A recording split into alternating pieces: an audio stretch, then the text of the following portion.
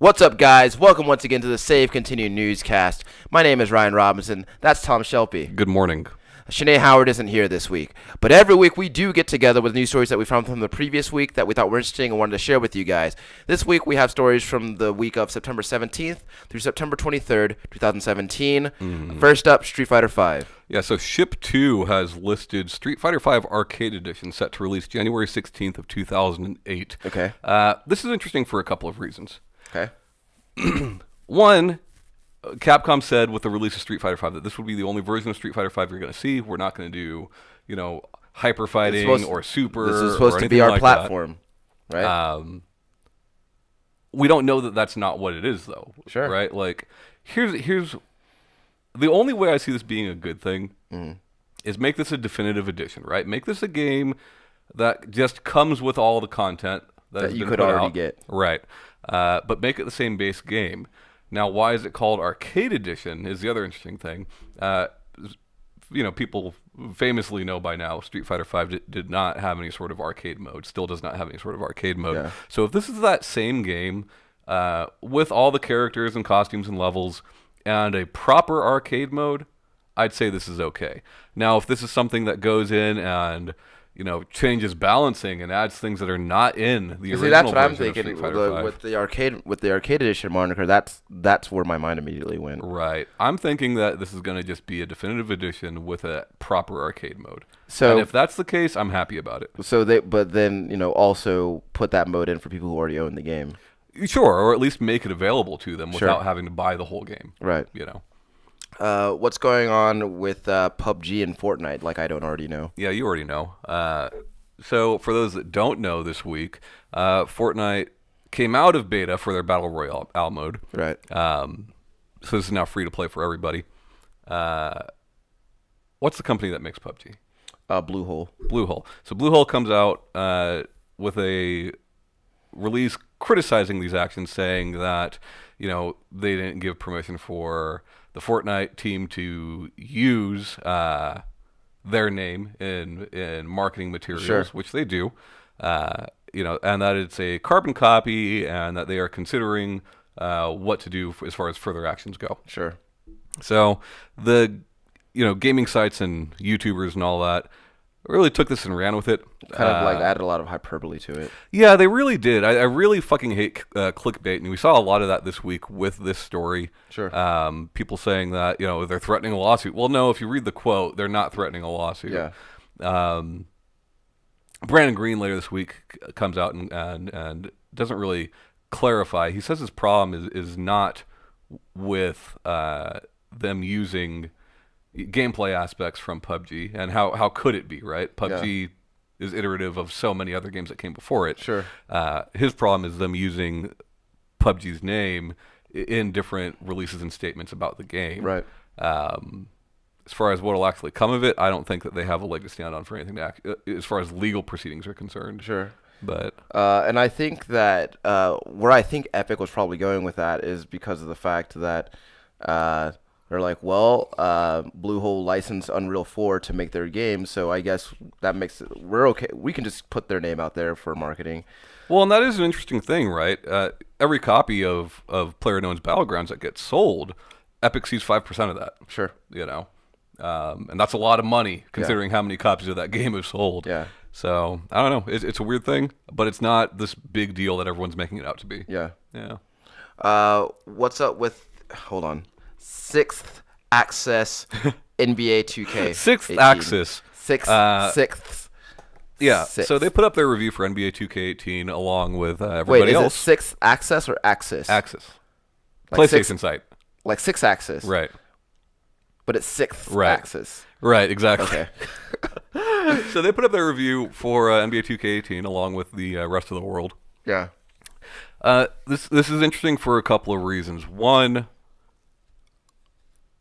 user reviews for this game are fucking horrible. Right. People are pissed about the microtransactions in this game, and rightfully so. They're very predatory, very heavy-handed microtransactions. Did they give you any examples?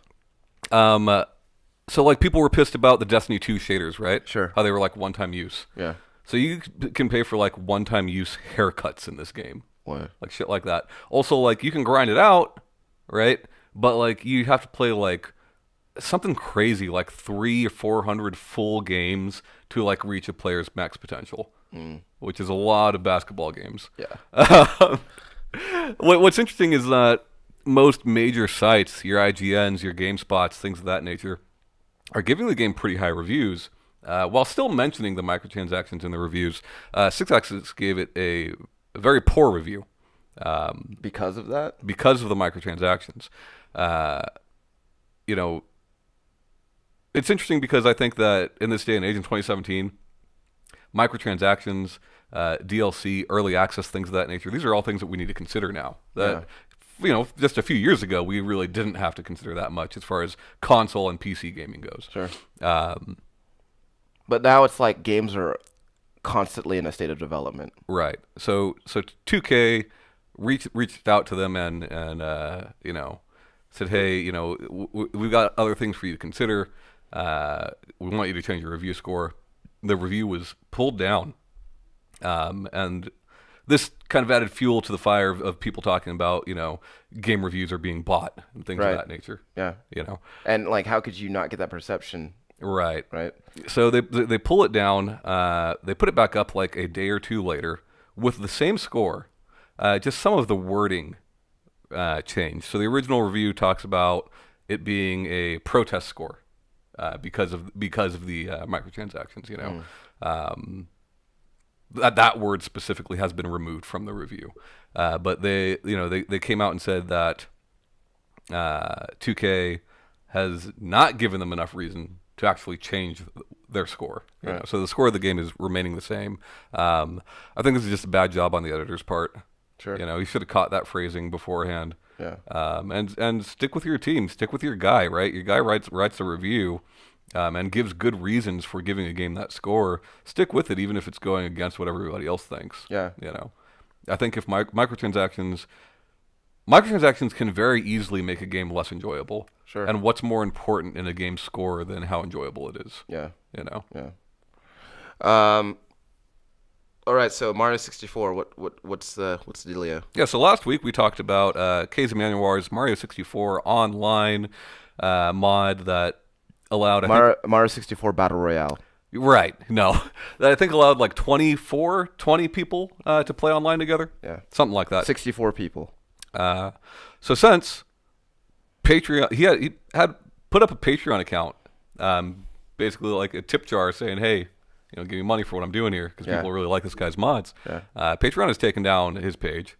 YouTube has removed his videos on this, and you got to assume that it has some parts to do with Nintendo. Sure. But yeah, so maybe you had a chance to play it last week. If not, that sucks. But expected. Yeah, sure. Yeah. Because he's monetizing off of their IP. Yeah, like bad move on his part. Yeah. Bad move to make it in the first place. Like, there's something to be said, like another Metroid 2 remake, right? Like, that game got taken down. I can go find that game right now. Sure. If I want to play that game, I can go find it right now. Yeah. You want to play that game? And that actually, this is kind of, Right. and that actually landed that developer a job. Yeah, got him. With the Ori guys, I think. Yeah, he works on the newest Ori game. Yeah, but everybody knows you put up anything having to do with Nintendo, it's gone. Not to mention, like, don't try to monetize off of it because, well, Nintendo's been pretty good about not taking people to court. With something like this, you never know. Yeah. So. And I feel like a guy like that goes to court against Nintendo, he's gonna lose. Oh yeah. Yeah. So in this past week, Ubisoft released an update for Rainbow Six Siege. Sixth Siege. Rainbow Sixth Siege. Anyway, so is it a battle royale mode? no, but here's the thing: is that for a lot of PlayStation 4 users, I say a lot, but a relatively high amount of people had been reporting problems with that update, to the point where some people's hard drives are being corrupted by it. Good. That'll learn them. No, but some people's hard drives have been corrupted by it. But, effectively breaking their systems in some cases. Wow. The bug has since been fixed. Too late. Yeah, I mean, damage is done. Yeah, there are a few people who are out of PlayStation 4 at this point. I'd be furious. Yeah, and I was looking at Twitter, and like a bunch of people were like, "So you guys gonna buy me another PlayStation or what?" Yeah. And that's not an unreasonable question. No, it's not. Absolutely, it's not. Because how if it's a bug in their game that did this, then yeah. I mean, the bug's been fixed, but like at the same time, like again, there's somebody out there who's gonna have to buy another PlayStation because that's a lot of money. Let's be real. Ubisoft isn't gonna buy you another PlayStation. It's not gonna happen. Maybe they should. Yeah. I mean, obviously they should. Maybe they will. Like, I don't know, man. You got to put your best face forward with stuff like this, and like, yeah. What game was it this week? Fuck. Oh, Final Fantasy Brave Exvius, whatever it's called. Mm-hmm. Yeah. So they got hacked. The hacker gave I think I believe every account like $50 in-game credit. Yeah. And I don't think that Square is going to come in and be like, no, we're taking that back. Sure. I'm sure they'll probably just leave it there. Yeah, just be like, we'll just figure out a way to keep that from happening again. Yeah. So yeah. Like sometimes you got to take the hit. Yeah. And this is actually a story that I'd like to keep on top of because I want to see because all I saw was that Ubisoft was like, yep, we fixed it. Well, not to mention Ubisoft can afford it, right? Because there has to be some way for you to prove that your console was broken. Yeah. And the amount of people who had this bug whose console no longer works is probably so small that it's pocket change for Ubisoft. For sure. It's like just do it. A few $1,000s. Make it right. So last week we talked about the whole PewDiePie thing, and we talked about Campo Santo's actions as a result of that. Yeah.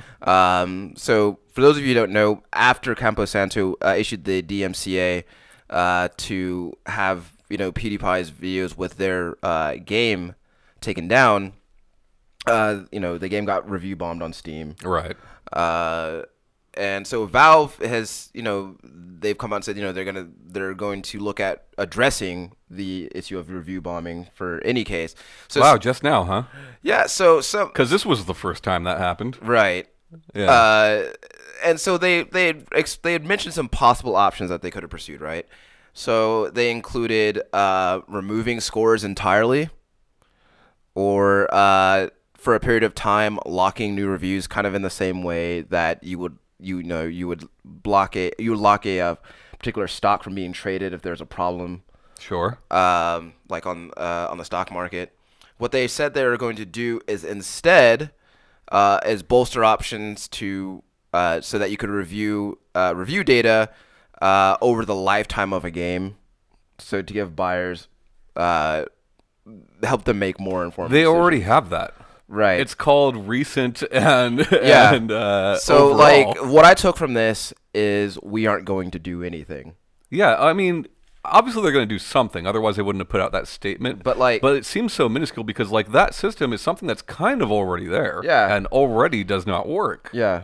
So there's got to be some change to it. Yeah, and we already talked about, the inherent problems with user reviews. Right. And we obviously we can't be the only people who recognize that. Well, here's the thing. It's just, I get where Valve is coming from in wanting to change it and also having issues changing it, right? How do you change a group of people who have an agenda against a game, you know? It's hard to do. Yeah, and, to take away review scores is to take away a feature that people had already been asking for some time and had been promised to them. So, what do you do? Yeah. I don't know. It's just, on one hand, the solution is, I guess, people stop being shitty, but that's never going to happen. I wouldn't even say being shitty. Protest is important. And if you, for some fucked up reason, believe in PewDiePie and believe what he says and you stand by your man, and fine. Fine. I don't think Camposanto was so naive as to think that nothing would come of this. Sure. I'm sure they anticipated something. Yeah. Right. Maybe not exactly this, but I'm sure they anticipated something. Yeah. I don't know. But again, like, I mean, here, we've talked about it many times on the show. Whether it's the Xbox Live Marketplace, whether it's the PlayStation Network or the Steam Marketplace, Metacritic, whatever it might be, user reviews are broken. sure. Everywhere. Amazon. User reviews are broken. Yeah. For different reasons, but it's at least good to see Valve is attempting to do something. Well, maybe they are. I mean, the wording is weird, but I don't think they would have put this release out if Sure. they're not actually trying something. Sure. Sure. We'll see what that is. Yeah. But yeah.